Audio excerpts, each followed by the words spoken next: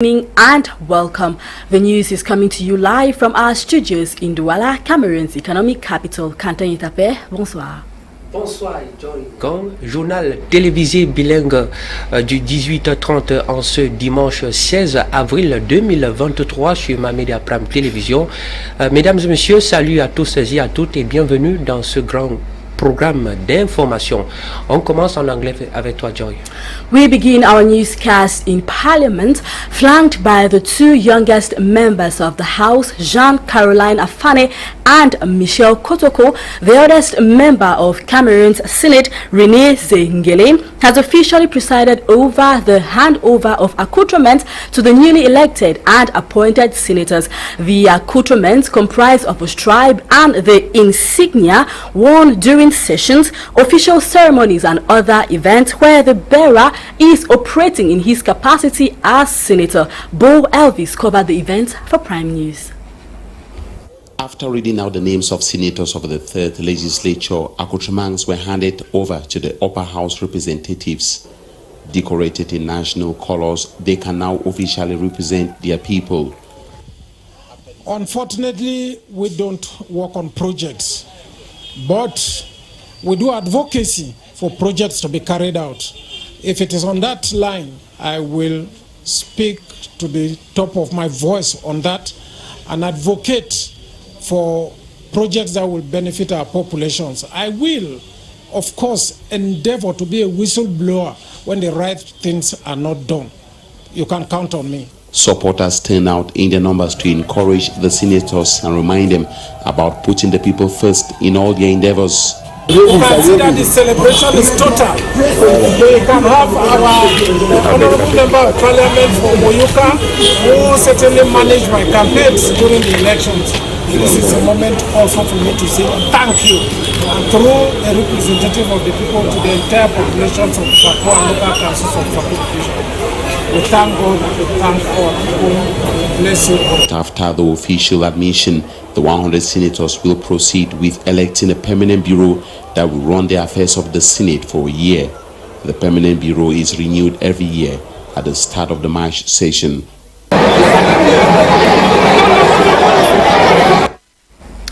The Minister of State, Minister of Higher Education, has inaugurated the Professionalization Center at the University of Douala this weekend.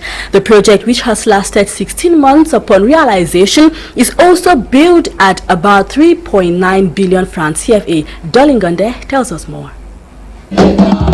14 buildings, 67 classrooms, 3 conference rooms, amongst others, are components making up the 3.97 billion francs CFA professionalization complex inaugurated recently by the Minister of State, Minister of Higher Education, and Chancellor of Academic Orders, Professor Jacques Famindongo, here in Douala. The project, which has been successfully realized in 16 months, cost the University of Douala 3,975,000 francs CFA, from which 2 billion is a loan obtained from the United Bank for Africa, the UBA. Even before we lend them money, we actually do collect their school fees. We help them with school fees payment. It makes life easier for the students and their parents to pay school fees without stress. Okay, but because they also want to expand to get more halls for the professionalization courses, UBA decided to accompany them with a 2 billion facility to enable them do that. We're also going to go ahead to help with the equipment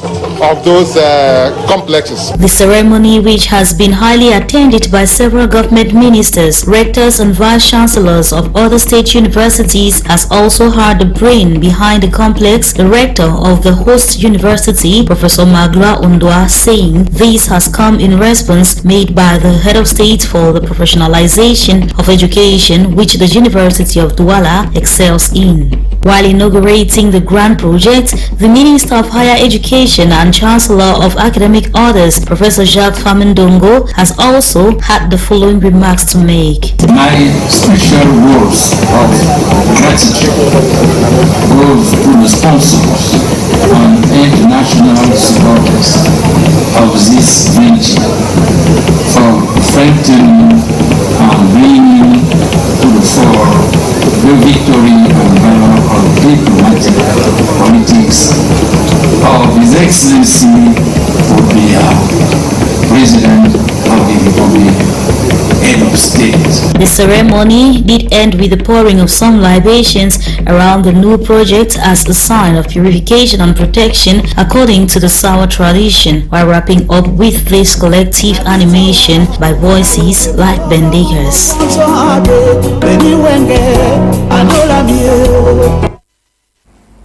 The government of Cameroon is working on rejoining the U.S. Trade Initiative for Africa as the country looks to boost export revenues amid falling foreign exchange earnings. Eileen Sama completes that story.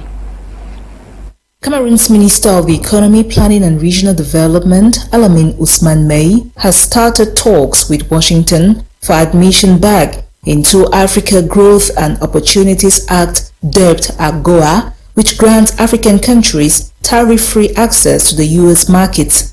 Note here that the fallout from the COVID-19 pandemic and global shocks triggered by the war in Ukraine have hit Cameroon hard, thwarting economic growth and undermining its ability to repay its debts. Worth mentioning here is the fact that the International Monetary Fund (IMF) forecast that Cameroon, an oil producer in Central Africa, will record 4.3% economic growth this 2023. However, the fund has classified Cameroon as being at risk of debt distress. Nonetheless, the fund added that Yaoundé's debt could still be sustainable with sound fiscal reforms and management. For the record, in 2019, the U.S. kicked Cameroon out of the Africa Growth and Opportunities Act program for rights violations by security forces in the troubled Northwest and Southwest regions. SNJC, constitué en majorité des jeunes, eh bien, le nouveau bureau exécutif de la région du littoral a pris fonction récemment, ici même à Douala, devant ses pairs. Eh bien, la cérémonie d'installation était présidée par la présidente du syndicat national des journalistes du Cameroun. Les défis de l'heure à relever qui sont confiés à cette équipe durant leur mandat sont à découvrir dans ce compte rendu à travers les images de Jamel Marius. Voici la nouvelle équipe dirigeante du syndicat national des journalistes du littoral, en la tête duquel Audrey Tenanteux, un mandat qui se place sous le signe du New Deal pour la relève syndicale. C'est justement pour nous rappeler tous les jours que ça ne sera jamais facile. Il y aura des moments difficiles, mais à partir du moment où nous savons que c'est un challenge, alors là, on sera toujours appelé à passer à l'action sans se fatiguer.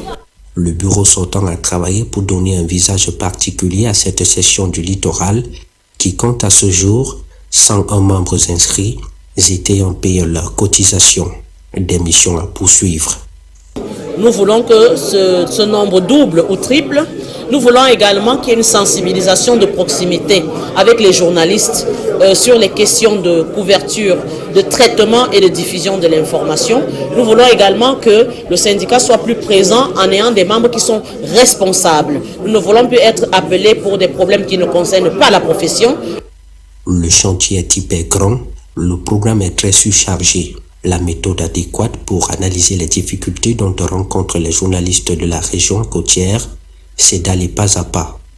On va commencer déjà dans les jours à venir, essayer de se rendre dans les autres médias, c'est-à-dire dans les médias de la région du littoral. Et ça ne s'arrête pas que à Douala, on va aller à Douala, on va aller au Mongo, voilà. Donc on va essayer d'aller toucher du doigt leur réalité également. Et ça nous permettrait également de faire une cartographie des médias du littoral. Au regard de nombreuses gangrènes qui polluent le métier du journalisme dans cette partie du pays, tant dans sa pratique que dans sa mission, ce nouvel exécutif reste ouvert à toute forme d'accompagnement extérieur afin de mieux défendre les droits des siens. Foire internationale de Douala pour le développement. La cérémonie d'ouverture de cet événement s'est déroulée récemment au parc d'exposition de la capitale économique du Cameroun en présence d'un parterre de personnalités parmi lesquelles l'inspecteur général du Mines-Commerce. Grâce au nomanom pour les temps forts. La 14e édition de la cérémonie d'ouverture de la Foire internationale de Douala s'est tenue jeudi dernier, le 13 avril 2023, en présence de l'inspecteur général du ministère du Commerce, le professeur Mbala Margelan. Organisée en présence de l'honorable Jean-Jacques Ekindi, elle a eu lieu au parc d'exposition de Douala-Deido. Il s'agit pour cette autre édition de permettre aux ménages de s'approvisionner en denrées alimentaires et à des prix bas. La Foire internationale pour le développement de Douala bénéficie depuis des années l'appui du gouvernement afin de permettre d'amortir les coûts de vie chers, de s'arrimer définitivement aux standards des foires internationales, contribuant ainsi au bonheur de l'économie nationale. Les produits de première nécessité exposés tels que la viande, le poulet, l'arachide, le haricot et autres produits électroménagers étaient effectivement en prix promotionnel d'après l'inspecteur général du commerce en visite dans les différents stands. Les méthodes de lutte contre la vie chère seront toujours accentuées dans la ville de Douala pour le bonheur des populations avec la prochaine édition prévue en décembre 2023. Now, in line with the 3-year Special Youth Plan in Cameroon, the Minister of Youth Affairs has signed a partnership agreement with a non-governmental organization for the training of 348 Cameroonian youth in bakery. This with the objective to encourage made-in-Cameroon products. Now, Ivona with details.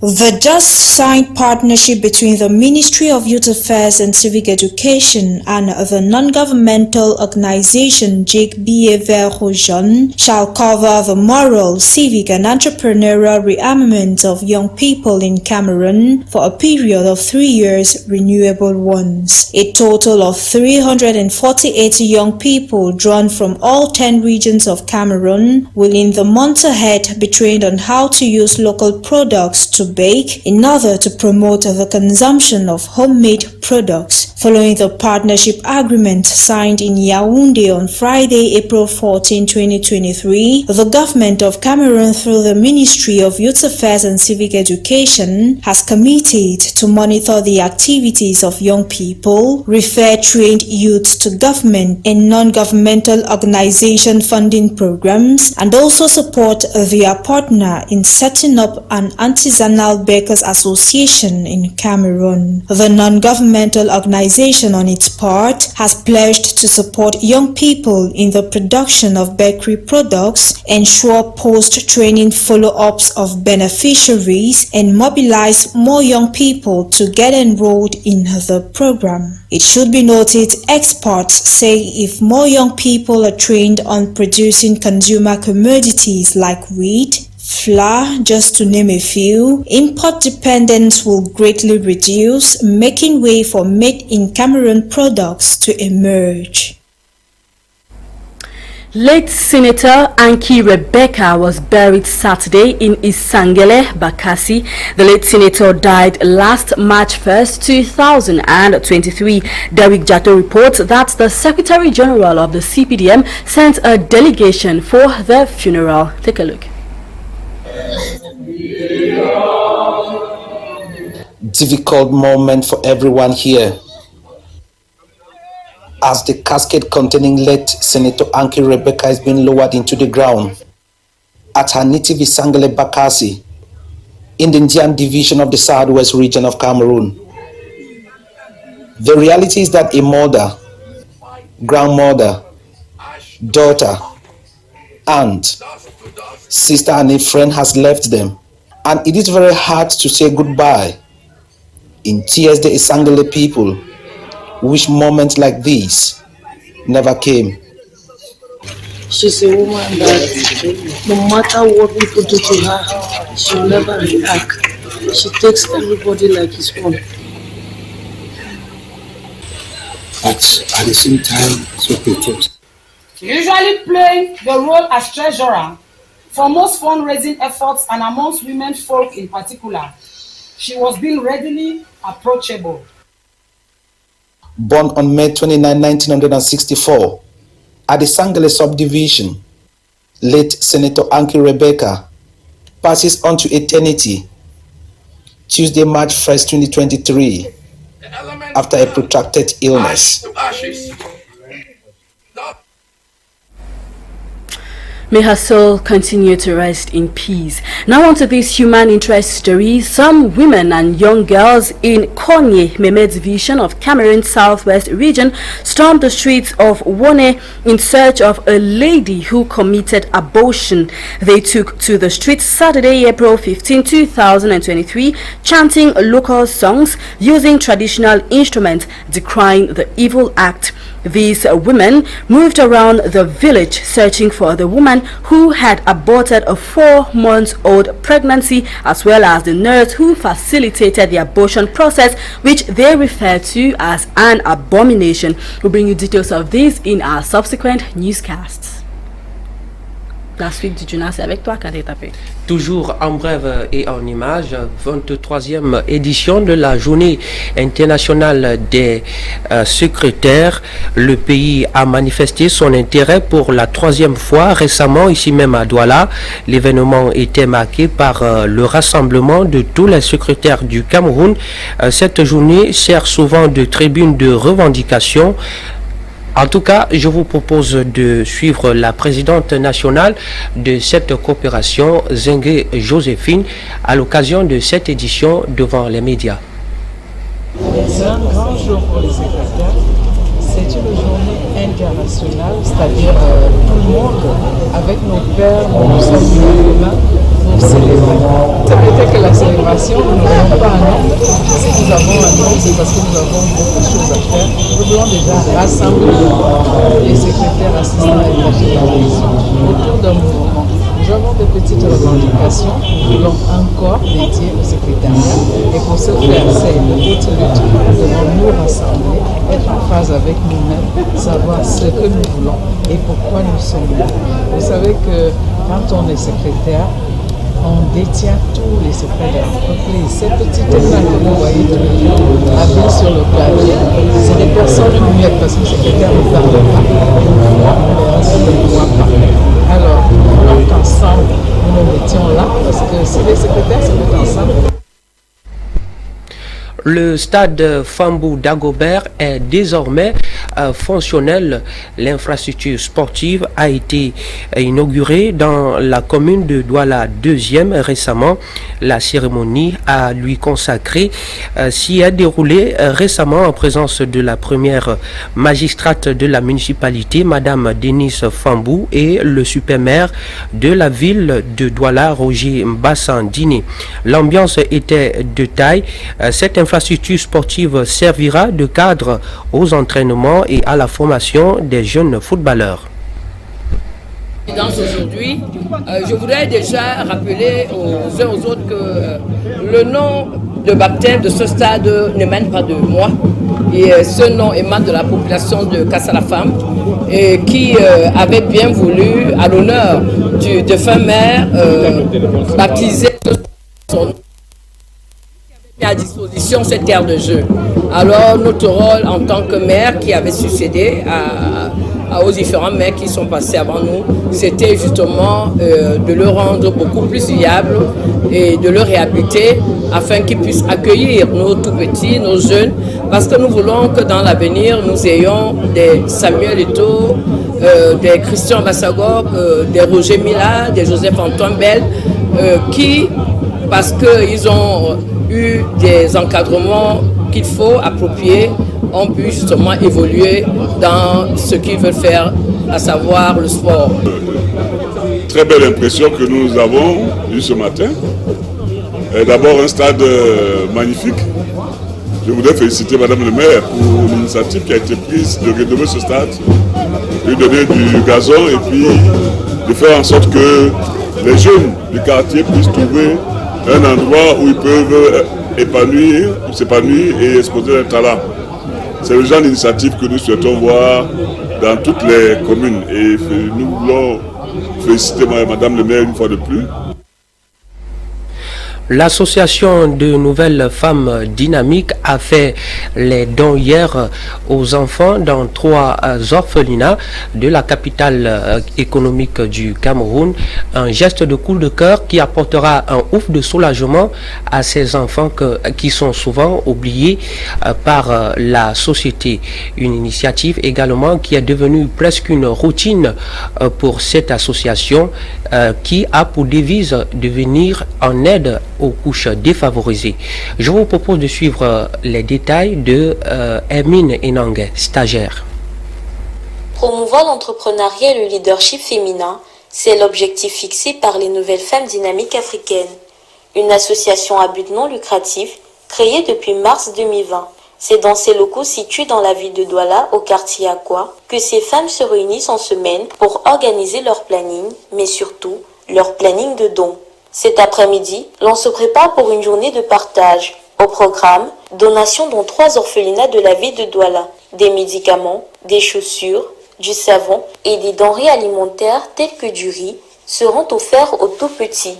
Et comme toute association, elle est dirigée par le dynamisme d'une présidente. Les Nouvelles Femmes Dynamiques Africaines, c'est une association des femmes qui se sont mises ensemble et sont décidées pour lever le leadership féminin. Une Afrique solidaire comme les gens. Ensemble, unissons-nous pour le bien-être des orphelins. C'est sur ces mots que la course aux dons commence. Il est 14 h. Nous arrivons à notre première destination.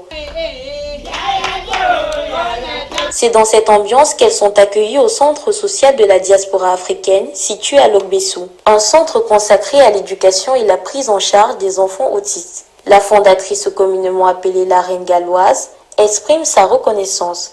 Et merci infiniment aux femmes dynamiques, parce qu'aujourd'hui en venant, ils ont pensé aux enfants.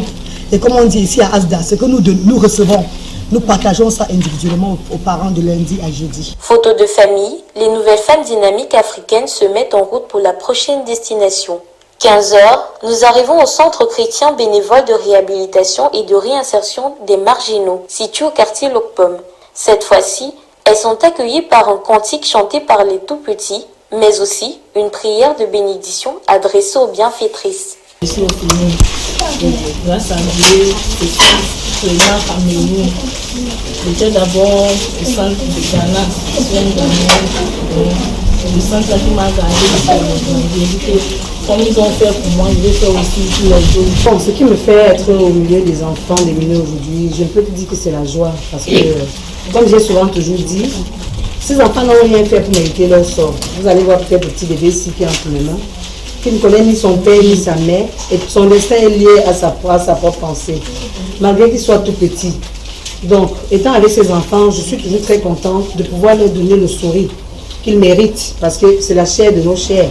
Dernière escale, l'orphelinat Trinity Foundation. Il est 16 h, ici au quartier Bepanda One to One. Pas besoin d'accueil, on passe directement au déballage. Paire de chaussures pour filles et garçons, chacun trouve chaussures à son pied. C'est toujours un plaisir d'avoir encore beaucoup plus de femmes, parce qu'elles ont plus de cœur compassionné pour les enfants. Je vois les enfants avec les chaussures. Je ne sais pas comment vous avez les pointures, mais vraiment, je vous dis merci. Des enfants qui ont voulu également adresser leur reconnaissance aux nouvelles femmes dynamiques africaines. Je voudrais vous remercier pour cela, d'avoir quitté vos différentes donner votre présence et votre amour. Je voudrais vous remercier pour le cœur que vous avez et la pensée que vous avez de pouvoir chercher un orphelin, de venir ensemble. Et je prie que le Seigneur vous bénisse. Les nouvelles femmes dynamiques africaines ont aussi pour objectif d'instituer l'éducation et la réinsertion sociale et économique de la jeune mère célibataire, mais aussi d'instaurer la prise en charge des enfants de la rue ou ceux victimes de violences, comme elles le disent, pour une Afrique solidaire et convergente.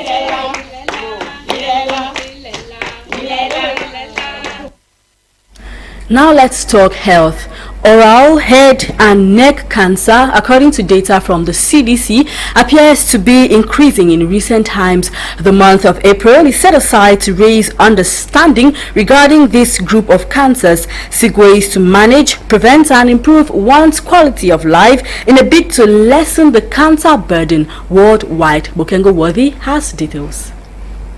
Observed yearly every 16th to 22nd of April, oral, head and neck cancers are malignant tumors that mostly develop in the throat, nose, mouth, sinuses, lips, salivary glands, voice box, affecting the nerves and muscles of the head.